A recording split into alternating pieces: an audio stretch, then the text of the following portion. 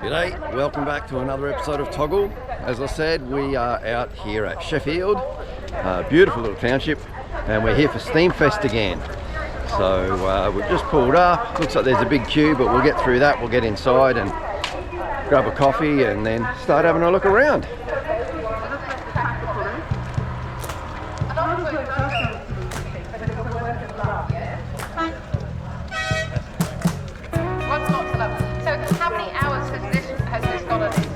Does it show you how many hours it's run? Oh, 11 hours! It's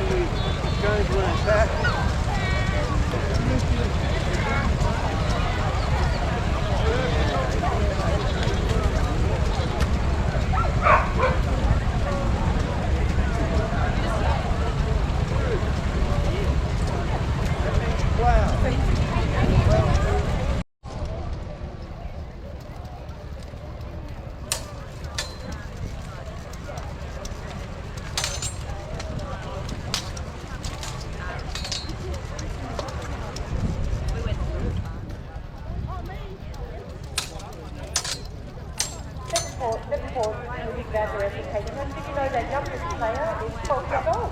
And she's having a great time out there. Their oldest player, I'm not going to say how old they are.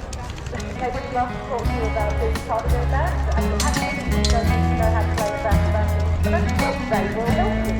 They're all helping their make sure you like to involved in the community band. Let's talk to them about their together 100 years.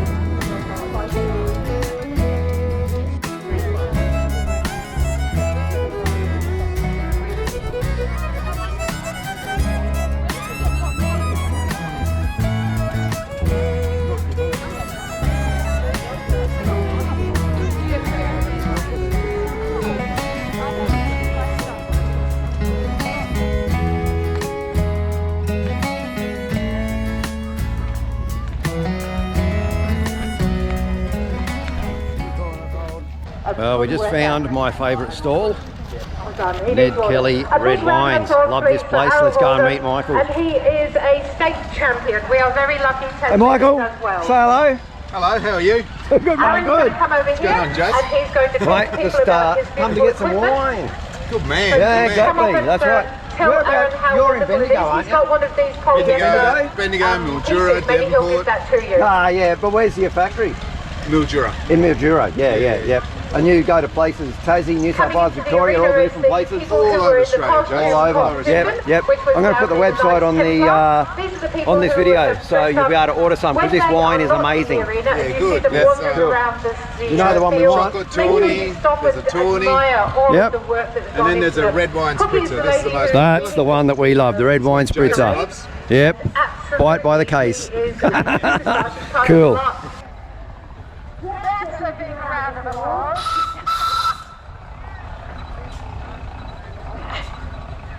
Okay, we won't have that happen every so being here on Saturday is absolutely bonus because that was putting the work together. Brilliant. I bet you did it.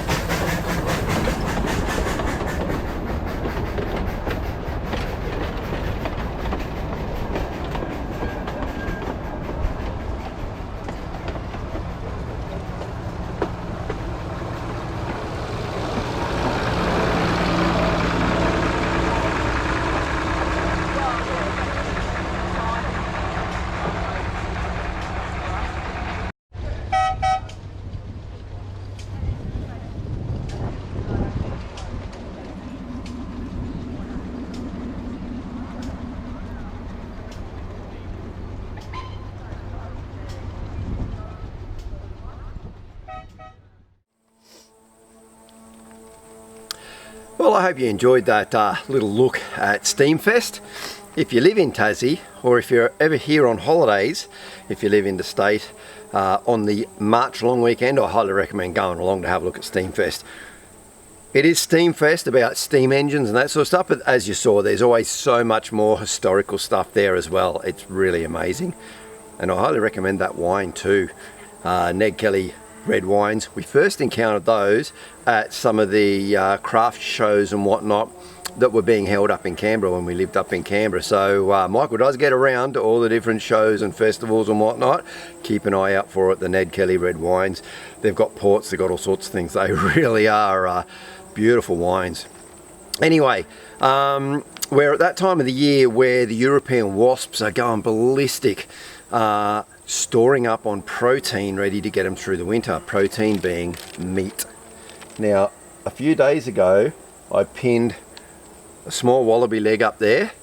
The wasps have been at it for a couple of days, stripping the meat off it, and then I started putting some minced wallaby meat up on top of that, and like, they clean this up so fast. This morning I would have put probably 2 full teaspoons of mince up there. Within an hour it was gone. So what I'm going to do is I'm going to set this camera up, put it onto a time lapse, and we'll see how quickly they just devour this meat. Now this meat is now the poisoned stuff. They have only been getting just the normal fresh meat. Now I'm going to start putting out the poisoned meat. They're all around me. They want this meat bad. So I'm going to get that out. Hopefully, if I film this right, you'll see how quickly that disappears, and you may even be able to track the direction they're flying off in, because they've all been flying off down the paddock that way, so the nest must be down there somewhere. Anyway, I'm going to pop this up. We'll see how we go.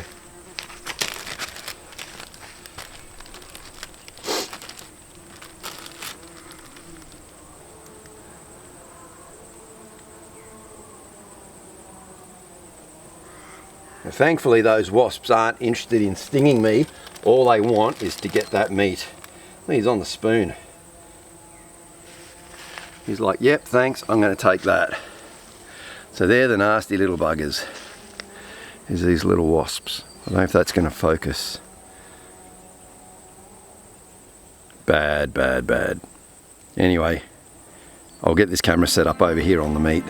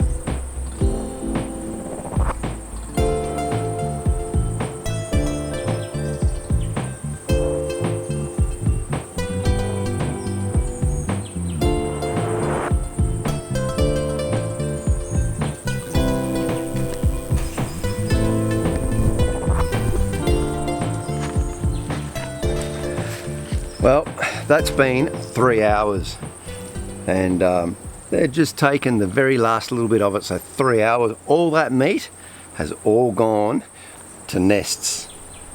And that's fantastic, because over the next 48 hours, any nest they took that meat to, the whole nest will be wiped out. So brilliant news.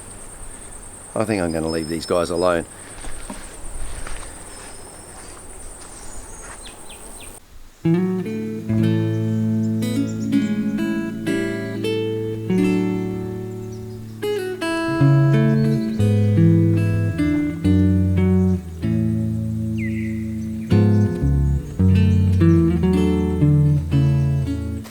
Well, the dam's looking really good. Does need more water in it though. Very shortly we're going to have our pad cut for where the house is going to be, just over here. We're going to get the dam wall raised, and what will happen then is the water will actually come right up to within about that far of that back corner. So we'll get a lot more water in there. Now, one of the things that I've always thought would be lovely to do would be to have like a dock or a jetty just running out, that we can sit out there over the water, once that water level's higher, of course. To do that, I was thinking I really should get those posts in before that water level rises. So what I'm going to do right now is throw my big chest high waders on. Not that I need them because the water's only that deep, but I'm going to get down the corner. Now we're going to actually make it come from the edge out to where that tree fern is over there. So I need to dig a hole at the base of that tree fern for the right hand stump, the right hand post to go in, and again over on the left hand side for as wide as I want to make it. I need to have that there too. First things I've got to get done. So I'm going to get the waders on, get down there and start working on that hole.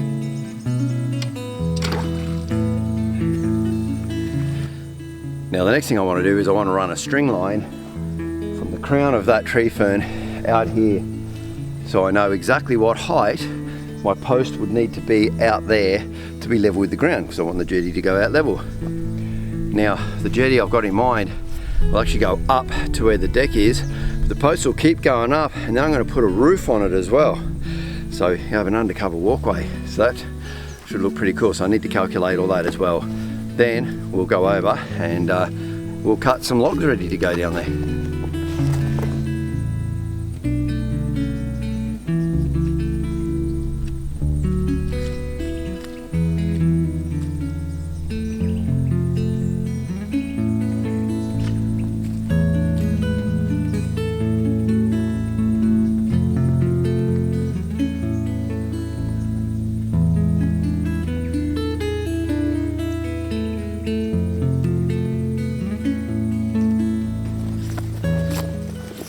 So right where the first fronds come out on that crown is about that much higher above the ground level where the grass ends, and that's perfect. That's exactly where I want it to be. So I know that I want my timber deck to run out and be at the height of where that tree fern is. The way I did that was I run that string, and I had this little spirit level that you can just clip onto the line, and then you've got the little float bubble in it. So originally I had it up too high at one end, and as I lowered down towards the grass, then that bubble moved, and once the bubble's in the middle there, bingo, you know that you're dead level. So I can get in now, I can start to calculate those measurements, and then like I said, we'll go over with the chainsaw, we'll start cutting some of those telegraph poles.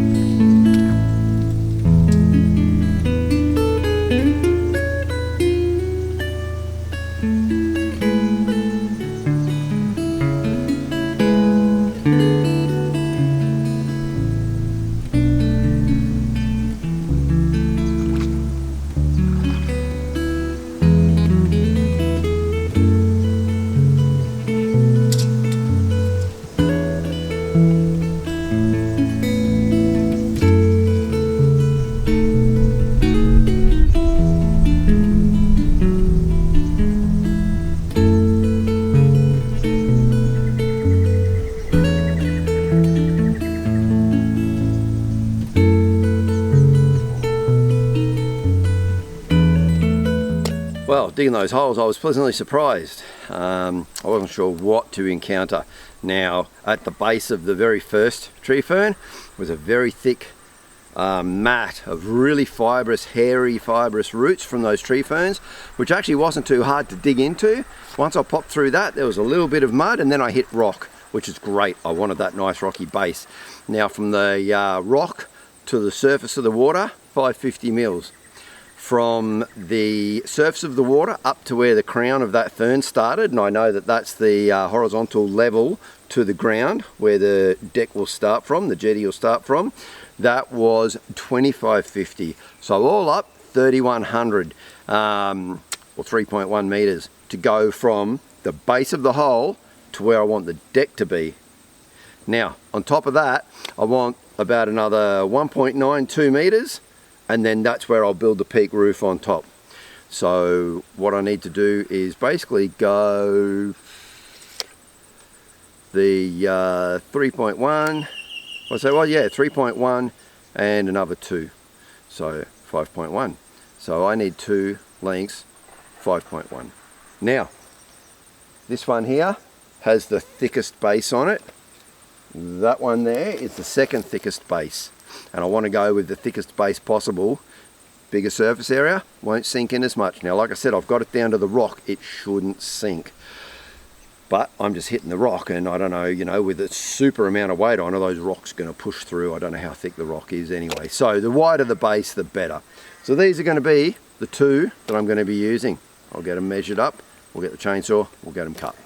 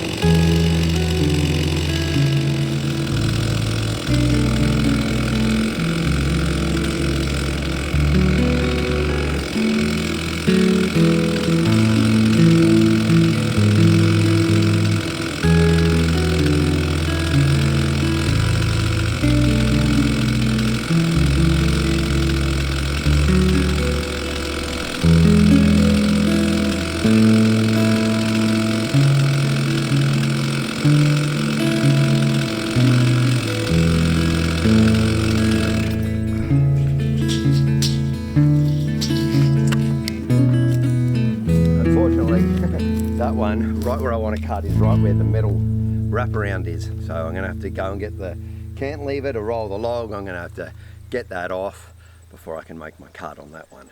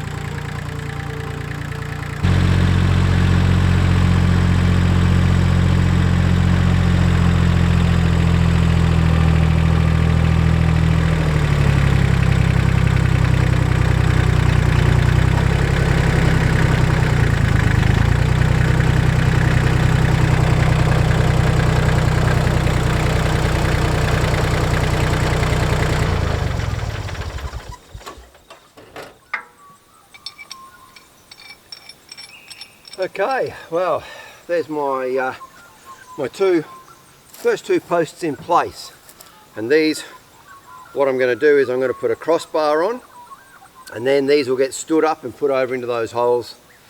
Not 100% sure exactly which way I'm going to do that yet, because they're bloody heavy, and when I've got 3 all bolted together, that's a lot of weight, but we need to get it out there. It's about 8.5 meters out from here out to where they're going to be standing upright. So that's the next challenge, but that's all I've got time for today, and that's all I've got time for this week as well. So hope you enjoyed that.